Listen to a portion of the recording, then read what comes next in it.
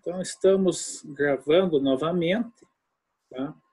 Então, hoje nós estamos fazendo uma aula diversificada. Hoje nós estamos falando da DPF 186, né? Onde a gente já comentou que, por unanimidade, né, 10-0, o Supremo Tribunal Federal, em 2012, ao ser provocado por um partido político, se as cotas raciais nas universidades públicas eram constitucionais ou não, o Supremo veio e nos disse que sim, que as cotas raciais, elas são constitucionais, sim. Tá? E isso vai de encontro, né? Evidentemente, por mais que eu tenha a opinião de que a minha opinião é que as cotas raciais elas devem não ser só raciais, né? Mas elas integrarem um conjunto, né? Serem raciais e sociais ao mesmo tempo, né? Então, para que a gente evite que não tenha esse argumento só porque ele é negro, ele merece uma cota, e daí você coloca o negro filho né, de uma família rica. A ideia não é nessa. A ideia é que entrem pessoas pobres. Será que estou gravando? Que entrem pessoas pobres, mas que também entrem pessoas pobres que sejam negras. Porque a ideia, como a gente já falou, é a ideia da pluralidade, né? Esse ambiente de universidade seja plural e tenha a possibilidade de a gente realmente ver todos os nichos sociais, todas as etnias, enfim. Então, a ideia deles foi essa, tá? Seguindo aqui, Isabela Maria Costa, você está aparecendo com o microfone ligado. Acho que você quer falar. Vamos lá? Por favor, alguém fale. Sueli, quer falar?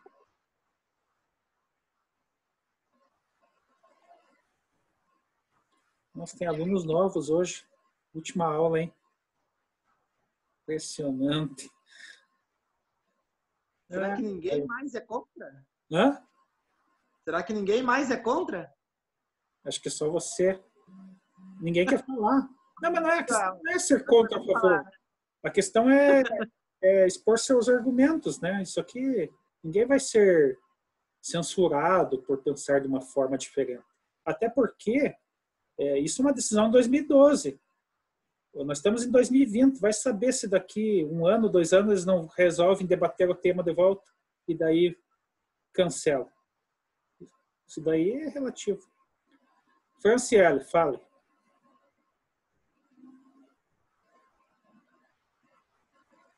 Sirlene.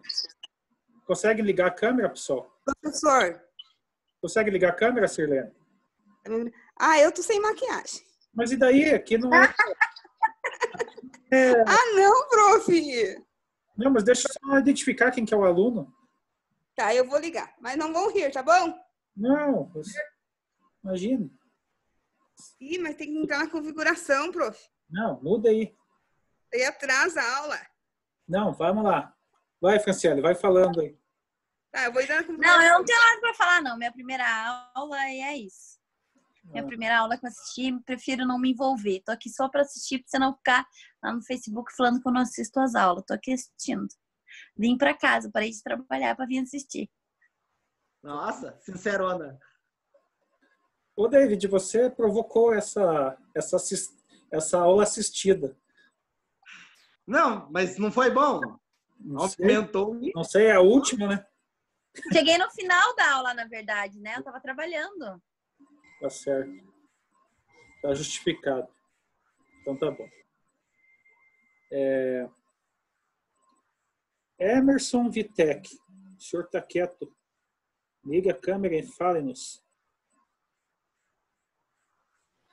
Oi. Viu só? Viu como a gente pega quem tá na aula e quem não tá? Daqui a pouco eu vou citar os outros nomes aqui. É só o corpo, é só o nome que aparece. O corpo e o espírito tá dormindo. Vamos lá, seu Emerson. Pode opinar. Eu acho que a situação é diferente de indígena para o negro. O negro ele já vive em sociedade, então as oportunidades para eles é muito maior do que o indígena. Infelizmente, se você olhar ao nosso redor aqui, o indígena ele não passa de um fantasma, ele não existe para nós aqui. Então eu acho que o indígena realmente ele merecia mais de atenção do que o negro. Agora, com relação à cota, eu sou a favor da cota social, né? Porque infelizmente o ensino público no Brasil é um desastre. A Sirlene e a Zélia, elas podem confirmar isso que eu estou falando. Os professores praticamente são obrigados a passar o aluno sem a menor condição. Então, que tipo de aluno que será, né, será esse que vai mais tarde participar do vestibular? Então, eu acho que a nível social, o ensino público no Brasil tá péssimo. Então, você determinar uma vaga para o negro, né, uma quantidade de vaga para ele, eu não concordo muito com isso. Eu acho que a cota social é a melhor forma de você tentar nivelar. Porque hoje a gente vê ricos fazendo os melhores cursos, usando da instituição pública, né? Eles se formam, não prestam um serviço para a sociedade, vão lá, abrem o seu consultório particular, né? Eles se formam aqui em Ponta Grossa, um exemplo, né? Filhos de pessoas de posse de outros estados, e eles vão abrir o consultório, a clínica deles particular num outro estado. E que tipo de retorno que um cara desse deu para a sociedade, né? É verdade. Esse é o meu ponto de vista. É A verdade. cota racial eu não concordo muito. Agora, o indígena, infelizmente, ele é um zumbi no nosso meio. Ele não existe. Então, ele sim merece um tipo de assistência. Isso é verdade o que você falou. E desde 1500 a.C., quando eu estudava no EPG, já falavam nisso. Essa questão de até que ponto, que retorno que é dado, né? Então, tudo bem, você passou no vestibular lá na universidade pública, mas depois que você forma, que retorno que você dá para a sociedade? Porque a universidade pública, ela é paga por alguém. Por exemplo, eu estou fazendo mestrado hoje numa universidade pública. Alguém está pagando esse meu curso de mestrado. Ah, mas você teve mérito e passou na prova. Tá, mas alguém está pagando. Qual é o retorno disso? Então, eu tenho que dar um retorno. Eu não posso fazer um mestrado, vou fazer um mestrado por bonito, para mim ter um título. Não, eu tenho que ir lá, me esforçar, me dedicar a aprender alguma coisa e para que eu possa transmitir isso para alguém. Né? Porque se eu for só fazer o mestrado por fazer, não estarei, estarei ocupando a vaga de outra pessoa que talvez tivesse um comprometimento maior com a sociedade. Então, a gente tem que pensar nisso também. Né? No caso de medicina, eu creio que o camarada faz um curso de medicina na universidade pública, ele teria que, os primeiros anos dele, ir trabalhar no SUS, enfim, né? Teria que ter esse retorno. Né? Senão fica igual o que o senhor falou, o cara é simplesmente filho de um grande fazendeiro lá no Mato Grosso, aí o cara vem aqui, pega a vaga, tudo bem, né? Cota universal que seja, mas o cara vai estudar de graça 6 anos, né? A população do Paraná vai pagar 6 anos para ele, para depois ele ir embora lá para o Mato Grosso abrir uma clínica, né? E que retorno social? Quer dizer, a gente tem que repensar, né? Tudo. Todo esse contexto a gente tem que pensar, porque senão a universidade pública ela tem que ter outras finalidades, né? Porque até é paradoxal, né? No Brasil todo mundo quer fazer até um ensino médio, quer estudar particular, né? Nos melhores cursos, né? E daí depois eles querem ir para a universidade pública, porque em tese existe ainda o mito que a universidade pública é melhor que a particular, o que não é verdade. Né? Até porque a universidade pública você vai encontrar uns professores lá que só estão de corpo, né? Então, existem professores bons na universidade pública, sim, mas existem muitos professores que são ruins, né? Então, existem professores na universidade pública que passam no concurso e depois que eles passam no concurso, eles nunca mais se atualizaram. Né? Então tem professores, né? Então a gente não pode generalizar. Da mesma forma, existem alunos ruins na universidade pública, como tem alunos ruins na universidade privada. E temos alunos excelentes na universidade privada, tão bons quanto alunos na pública. Então, algumas coisas a gente precisa desmistificar, né? Então, a gente não pode generalizar, porque senão a gente comete injustiças, né, pessoal? Vamos lá. Cadê? Quem quer falar? Sueli ou Sirlene? Obrigado, Emerson. Oi, prof. Vou fechar teu microfone aqui, tá? Quem quer falar? Sueli? Oi. Pode falar, Sirlene. Não, eu só vou falar bem rapidinho. Eu concordo com o...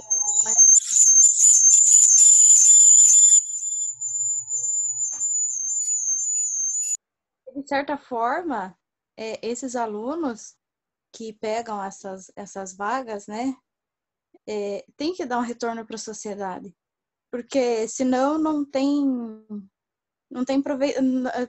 aproveitamento nenhum, né? Não dão retorno. Aí, como a Emerson diz, abrem os consultórios particulares, né? Exemplo de médico, e vão embora e não dão um retorno para a sociedade, né? Então, isso se torna inviável para o Estado, na verdade, né? Pode falar, Sirlene. Prof. É assim, professor. Eu sou contra a cota racial. Eu seria a favor de uma cota social. Porque não existe diferença, assim, entre a cor da pessoa. Ela pode ser um preto rico, como pode ser um preto pobre. É um preto rico que tem todas as facilidades de estudar numa escola particular, né? E ele vai utilizar a cota. Então, um exemplo, eu tenho 3 filhos. Uma é polaca, o outro é moreno claro e a outra é um pouquinho mais escurinha. Qual que vai ser a diferença dos 3 para entrar numa cota, se forem usar uma cota? Um deles não vai passar na cota. Aliás, 2 não vão passar na cota. Então, eu sou contra a cota racial, sim. Seria a favor de uma cota social.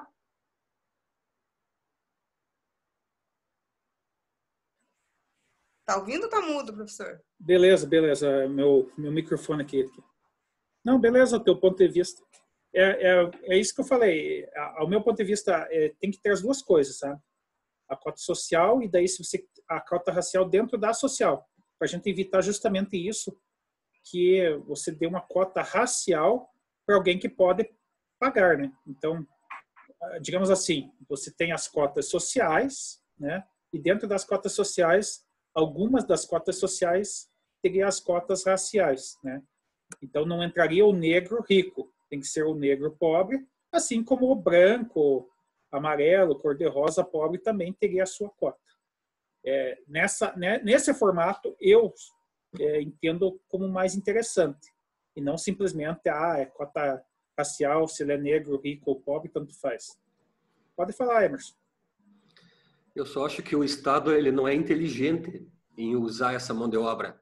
A gente falou a situação do médico, mas tem enfermagem, farmácia, professores, odonto, né? Então, eles poderiam, né, durante um tempo, não sei, 1, 2 anos, obviamente, mediante salário, né, um valor menor. Então, o Estado poderia usar essa mão de obra em proveito nosso aqui, né? E não acontece, né? A gente falou o caso do médico, mas não é. Tem muito, muito formando em enfermagem também, né? Que se formam, usaram da instituição pública e não dão retorno. Odontologia. Né? A gente vê que, principalmente, os menos favorecidos, eles não conhecem um dentista. Né? A chance dele conseguir fazer um tratamento particular é impossível. Ficar esperando vaga em postinho, pior ainda. Né? Então, por que não usar esses que acabam se formando na faculdade pública para, enfim, atender a sociedade no geral, né? Seria uma forma de compensação, né? Por aqueles 5 anos que nós, população, pagamos, né? Mas é uma coisa que, como eu falei, desde quando eu estava na faculdade, se levantava isso e nada foi feito. Até porque a universidade, as universidades estaduais aqui no Paraná, elas cobravam uma mensalidade antigamente, né? Quem chegou e extinguiu, se não me engano, foi o governador, na época, Álvaro Dias. Mas é que, na verdade, eles podiam ter pensado, olha, vamos ver a condição social, né? Porque se o cara pode pagar, né? O cara é filho de um fazendeiro. Por que ele não pode pagar? Né? Por que a gente não dá a isenção, né, para quem realmente não pode pagar, independentemente, né, da situação, né? O cara é filho de um fazendeiro. Pagar uma mensalidade, né, que fosse um valor ainda que simbólico, mas que fosse revertido para a universidade, né, evitaria até o sucateamento da universidade. Porque, né, você chega à universidade pública, você não tem o conforto que vocês têm na particular, né? Então, é uma desgraça, né? Então, você senta lá naquela cadeira da universidade pública, a tua bunda sai quadrada no fim da aula. Não, é verdade. Então, A Camila está dando risada aqui. Também Mas fale lá. Tem a questão também, que nem agora o Emerson tocou no assunto, a questão de odonto, medicina e tudo mais, né? Mas é público e não é. Porque quem conhece, alguém que está lá dentro estudando, ou tentando pelo menos, sabe que mesmo que consiga atingir, por exemplo, a cota para entrar, independente de racial, social, a dificuldade para se manter lá dentro é muito grande, né? Por questão que nem você falou agora, do sucateamento. Então, muitas vezes, para você dar, por exemplo, um atendimento em odonto, que eles têm a prática, né? As aulas práticas, eles têm que levar material de casa. Então, eles não têm luva, não têm máscara, não têm elástico, né? Sei lá, os outros aparelhos que eles utilizam. Então, a questão de medicina é a mesma coisa. Então, assim, infelizmente, né? O nome é ensino público. Mas a gente sabe que para uma pessoa que já entrou por cota social, ou que seja mesmo pela racial, né? Que ainda é permitido perante a Constituição, mas, assim, a gente sabe que é difícil eles conseguirem se manter lá dentro, né? E muitas vezes contam com a colaboração, a ajuda de colegas. Isso aí não é ninguém que me contou, é conversando mesmo com o pessoal. E a gente sabe a dificuldade que muitas pessoas, né, o orgulho que ele tem de ter passado, às vezes lá dentro, acaba se tornando uma frustração por não estar conseguindo manter, né, o índice, digamos assim. Realmente, isso bem levantado, essa questão, né? Eu, particularmente, quando eu estudei na UEPG, eu tive que comprar muito livro e milhões de xerox, né, na época, porque, infelizmente, nós tínhamos uma realidade de uma biblioteca sucateada, né, o que é diferente, né, nas universidades particulares. Mas, assim, não existe, né, almoço grátis, não existe o ensino, né, 100% gratuito. Isso é uma constatação, né? Realmente, o odonto, mesmo na pública, ele é caríssimo, né? Por causa dos materiais, né? Que os alunos têm que bancar do bolso deles, né? Enfim, voltando às cotas, mas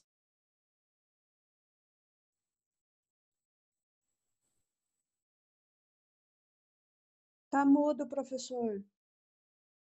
Alguém te bloqueou. Desculpe, pessoal. Ouviram o que eu falei? Não. Então, o que eu só concluí aqui, o David levantou pontos importantes e realmente a universidade pública, ela não é 100% pública, né? Eu gastei muito livro xerox na época que eu fiz a universidade pública, porque há um sucateamento de biblioteca, isso todo mundo sabe, diferente da privada. Da universidade particular, privada, ela tem uma atualização melhor, ela tem, enfim, uma infraestrutura melhor, porque ela visa o lucro, né? E ela tem que ter os diferenciais dela, né? Ninguém vai oferecer um curso na iniciativa privada e um curso sem qualidade, porque senão o mercado vai extinguir, né? Vocês sabem do que eu estou falando. Vocês veem as demandas, alunos vindo de outras instituições, enfim. Então, vocês sabem que quando você está pagando, você tem o poder de exigir, né? Diferente da pública, né? Que, igual eu falei, na pública você vai lá, se depara lá com um professor que falta, professor que não prepara a aula, enfim. A universidade pública, então, você não vê a mesma dedicação de muitos professores, né? Então, infelizmente, nós temos vantagem e desvantagem. Sirlene quer falar?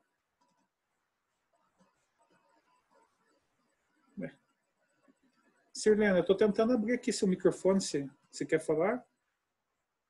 Tente você abrir aí, que eu não estou conseguindo. Isabela, Paulo, Lucas, o Cleverson não consegue. Desculpa, prof, eu não entendi o que você falou. Quem?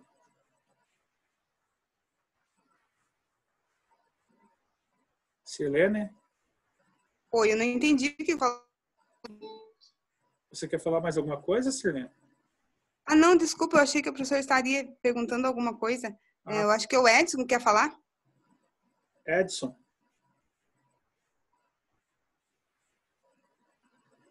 Edson. Nisélia Araújo. Vamos lá, pessoal. Eu tenho uma teoria que o pessoal ele loga para entrar aqui e vai embora, só fica o nome aqui. O Paulo está desde o início aí. Pode falar, Paulo. Não, professor, até nem falei porque a minha ideia vai confronto com a da maioria. Eu acredito também que você ter uma cota por questão de cor, de etnia ou de raça não é viável. Eu acredito que mais uma cota social mesmo, questão de escola pública. Eu resido aqui em Teixeira Soares, eu tenho amigos que estão na faixa ali dos 18, 20 anos, que estão fazendo vestibular, que tem um pouco mais de aquisição financeira, que estudam o dia inteiro. E eu já tenho outros amigos que têm que trabalhar durante o dia para estudar à noite. E depois vão disputar a mesma vaga. Que nem o pessoal comentou, né? Quem está um pouco mais treinado, para aquela prova especificamente vai ser melhor, né? Não que seja o melhor profissional futuramente, mas naquele momento vai ser melhor. Então, na minha opinião, é essa, que deve ter cota social, ou então ter um emparelhamento nos estudos, em que todo mundo tenha a mesma condição, né? Senão seria a mesma coisa, a gente vai disputar uma maratona, um cara que treina 2 meses, contra alguém que vai treinar uma semana, né?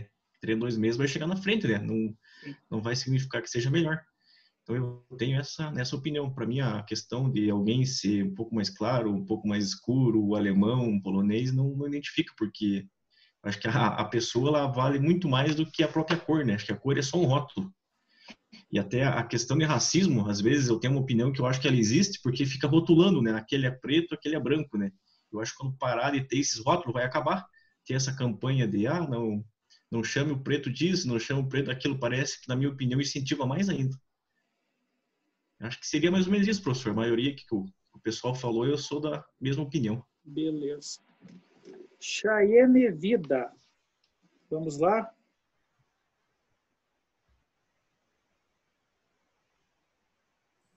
Professor. Oi. Tá ouvindo? Sim, pode falar, Luiz Gustavo. Eu acredito que é uma unanimidade, né, entre todos da turma e na maioria em relação às cotas sociais, né? Sim. Mas analisando a nossa sociedade, eu acredito que ela é tão estratificada, é cheio de abismos, e cada abismo tem um novo abismo. Por exemplo, a sociedade é desigual, a maioria é pobre, e dentro dessa pobreza a gente percebe que determinados grupos são mais pobres.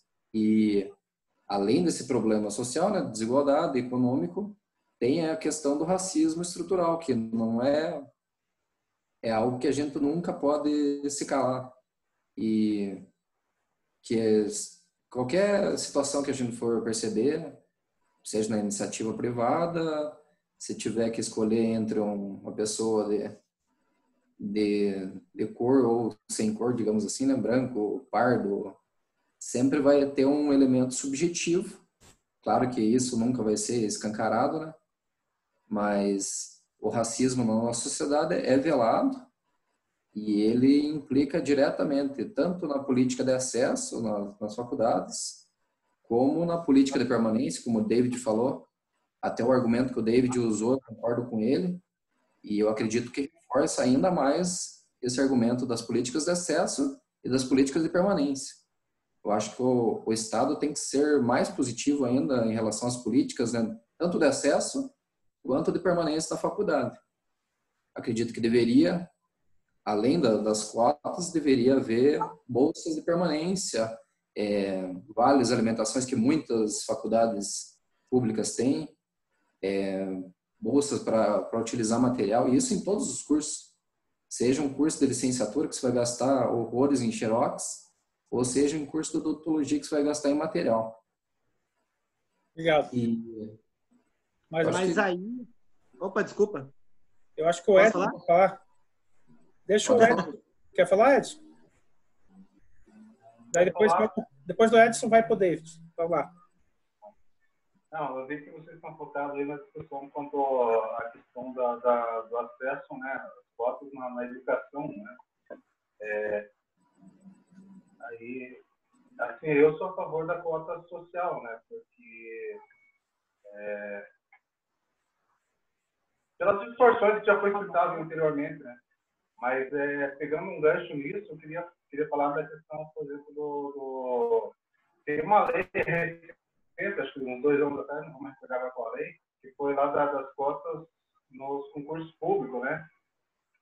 E aí, o que acontece? Por exemplo, na UETG, as cotas raciais, por exemplo, elas estão lá atreladas, digamos, a negros oriundos de escola pública. Aí até que você faz justiça. Agora, vamos pegar o caso, por exemplo, do concurso público. As cotas raciais, elas não têm nenhum critério.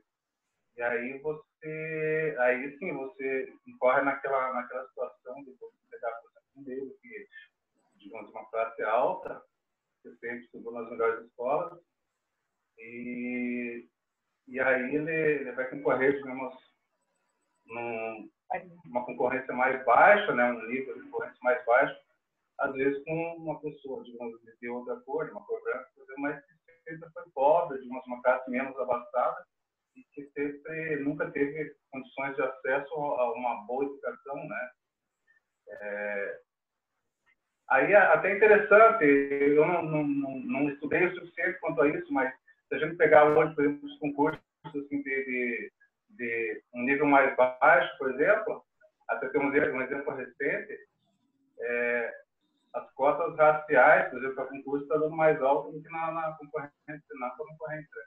Mas você pega, por exemplo, um curso de alto nível, de magistratura, promotor, defensoria, aí acaba, tem uma reserva de mercado, né?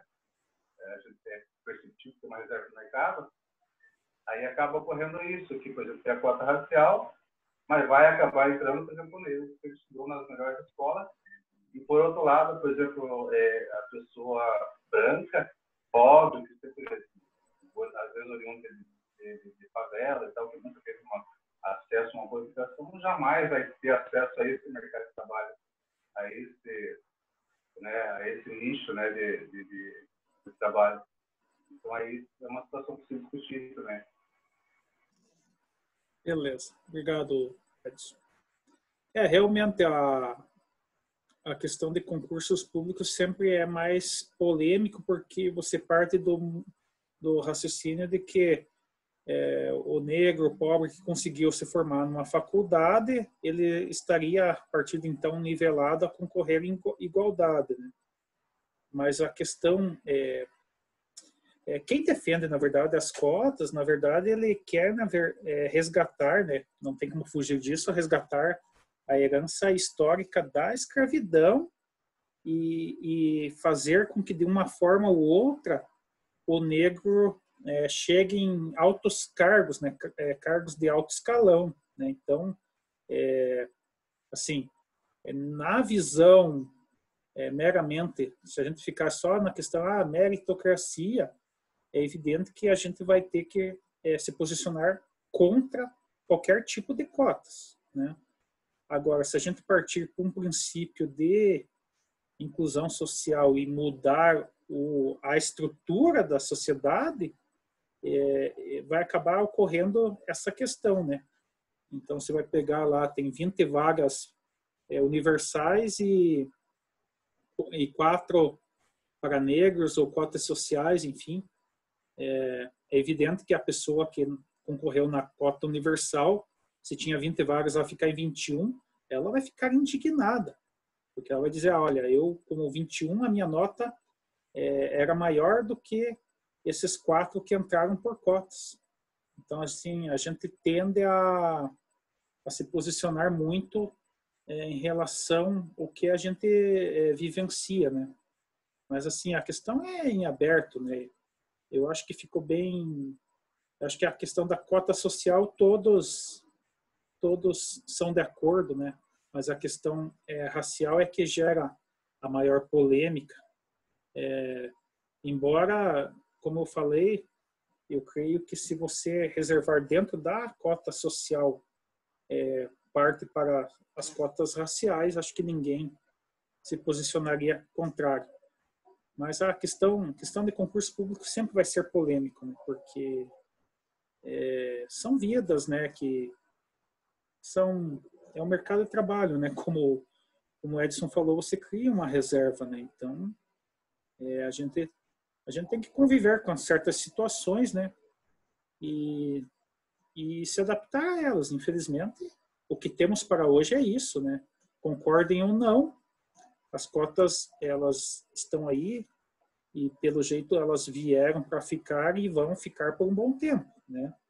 A partir do momento que a gente visualizar pessoas negras, né? E pessoas pobres em altos escalões, talvez comece-se a repensar, a diminuir a questão das cotas ou repensar outro modelo.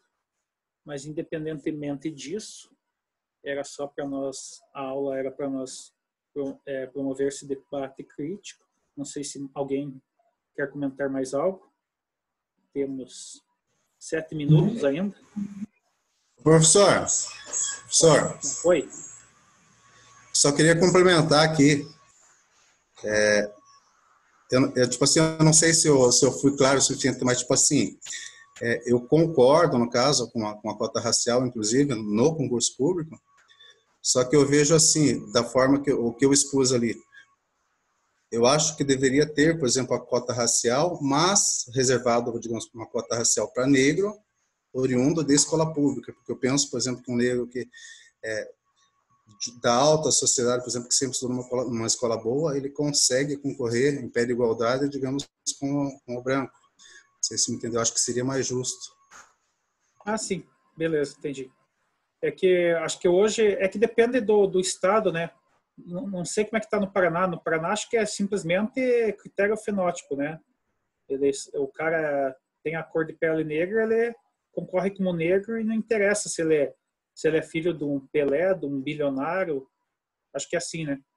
Não sei como é que está hoje no Paraná. É que assim, veja bem, dentro da autonomia das universidades, então cada universidade adota um critério, né? O meu ponto de vista é que, na verdade, você tem que promover a inclusão do negro, mas eu gosto de bater nesse ponto que o negro deve, além de negro, estar dentro da cota social. Tá? Então, não basta ser negro, bem abastado, porque senão a gente não vai estar resgatando nada, né? Se o cara simplesmente ele é negro e já vem de uma família rica, me parece que o resgate histórico dessa família já aconteceu, né? Então a gente precisa, se a gente quer falar de resgatar o problema, a gente tem que realmente focar na questão social, né? E não meramente a cor de pele. É lógico que, como o Luiz falou, é mais fácil você encontrar uma pessoa negra em condição social ruim do que uma pessoa branca, né? Então, por isso que se pensou no primeiro momento na questão das cotas raciais, né? Só que tem que olhar também esse lado, né? É aquela história, nem todo negro é pobre, nem todo branco é milionário. Então, a gente tem que buscar um equilíbrio e ir ajustando as coisas, né? Para que a gente faça uma inclusão e que a gente possa, sei lá, daqui 30, 40, 50 anos, diminuir esse efeito, né?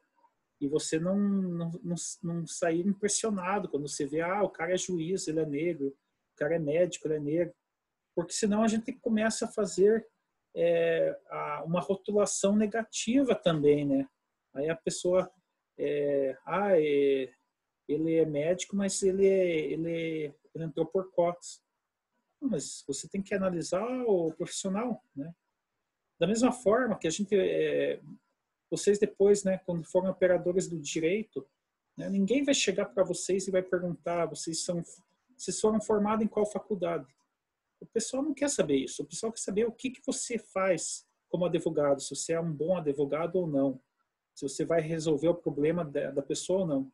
Ninguém vai perguntar se você foi formado em Harvard, se foi formado na USP, se foi formado na Secal, né? Não interessa.